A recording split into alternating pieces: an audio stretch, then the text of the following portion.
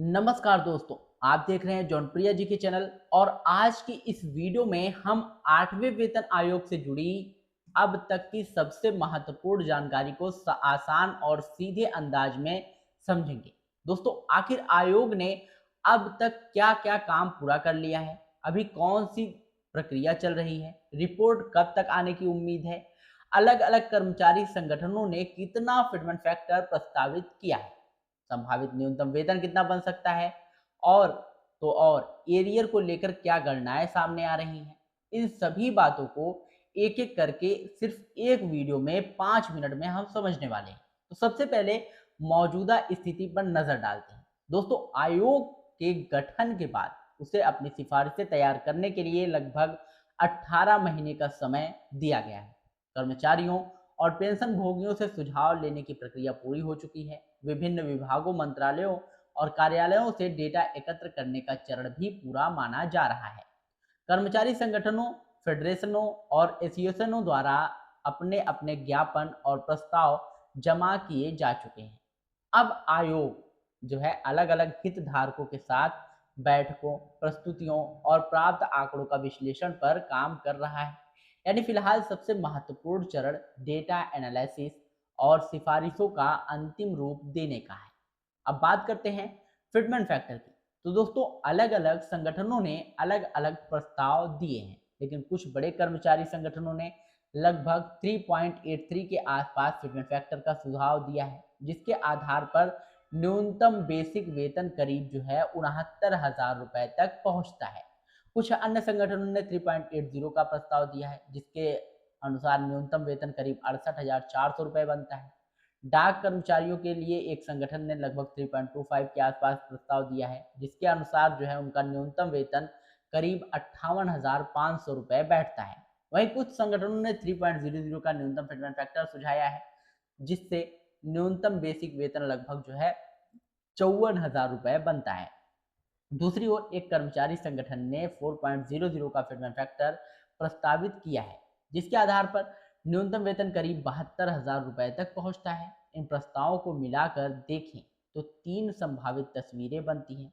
पहले, यदि न्यूनतम प्रस्ताव यानी कि 3.00 स्वीकार होता है तो पे लेवल 1 का वेतन लगभग 54,000 रुपए हो सकता है। वहीं अगर दूसरी, यदि विभिन्न प्रस्तावों का औसत लगभग 3.53 माना जाए तो पे लेवल 1 का संभावित वेतन जो है 63,540 रुपए बनता है। तीसरा, अगर अधिकतम प्रस्ताव 4 स्वीकार हो जाता है फिटमेंट फैक्टर, तो पे लेवल 1 का वेतन लगभग जो है 72,000 रुपए तक जा सकता है। इसी अनुपात में अन्य पे लेवल के वेतन भी बढ़ेंगे। अब एरियर की चर्चा। कुछ अनुमानों में यह मानकर गणना की जा रही है कि आयोग की सिफारिशें आने और उन्हें लागू होने के बीच लगभग 20 महीने का अंतर हो सकता है। इसी आधार पर संभावित एरियर का अनुमान लगाया गया है। न्यूनतम फिटमेंट फैक्टर वाले अनुमान में पे लेवल 1 के कर्मचारी के लिए लगभग एरियर 72,000 रुपए के आसपास बताया जा रहा है। औसत फिटमेंट फैक्टर के आधार पर यह राशि लगभग 91,000 रुपए के आसपास पहुंच सकती है। जबकि अधिकतम फिटमेंट फैक्टर का अनुमान पे लेवल 1 के लिए एरियर जो है वो लगभग, आप सुनेंगे तो चौंक जाएंगे, 1.08 लाख रुपए तक बताया जा रहा है। जी हाँ, ध्यान रहे कि ये केवल अनुमानित गणनाएं हैं।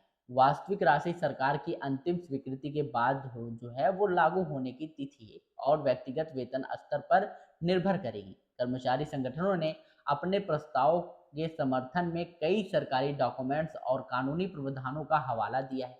इनमें social security code 2020, maintenance and welfare of parents and senior citizens act तथा सुप्रीम कोर्ट के कुछ निर्णय शामिल बताया जा रहा है।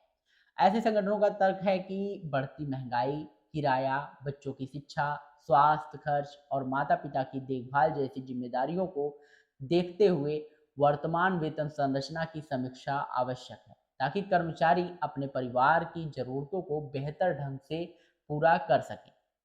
फिलहाल सबसे अहम बात यह है कि आयोग की परामर्श प्रक्रिया और डेटा विश्लेषण अभी जारी है। कर्मचारी संगठनों के ज्ञापन जमा हो चुके हैं और आगे की बैठकों के बाद आयोग अपनी सिफारिशों को अंतिम रूप देगा। इसलिए अभी किसी भी फिटमेंट फैक्टर, वेतन या एरियर को अंतिम मानना जल्दबाजी होगी। आधिकारिक घोषणा और सरकार की स्वीकृति के बाद ही वास्तविक तस्वीर साफ होगी। आपके अनुसार 8वें वेतन आयोग में कौन सा फिटमेंट फैक्टर सबसे व्यवहारिक हो सकता है? 3.00, 3.53 या फिर 3.83 या फिर 4.00? अपनी राय कमेंट बॉक्स में ज़रूर बताइएगा। ऐसी महत्वपूर्ण भरोसेमंद जानकारी के लिए आप जो है जौनप्रिया जी के चैनल के साथ ज़रूर जुड़े रहिएगा। और अगर आपको यह वीडियो पसंद आया हो तो वीडियो को लाइक करिएगा, शेयर करिएगा और अपने भाइयों के साथ इसे जो है ज़रूर साझा करिएगा, अपने रिश्तेदारों के साथ साझा करिएगा।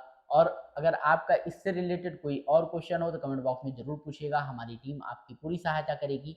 मिलते हैं नई वीडियो में नई अपडेट के साथ, तब तक के लिए जय हिंद, जय भारत।